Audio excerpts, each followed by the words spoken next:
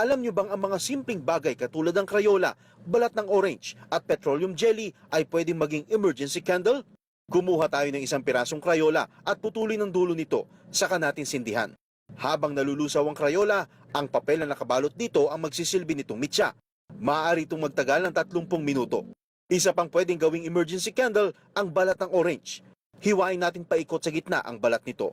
Balatan ito at dahan-dahang hatakin ng tangkay sa loob. Yung tangkay ng orange ang magsisilbing mitya ng ating improvised candle. Lagyan natin ng mantika itong gitna, saka natin sindihan. Madali ring gawing kandila ang petroleum jelly. Kumuha ng maliit at tuyong sanga ng puno.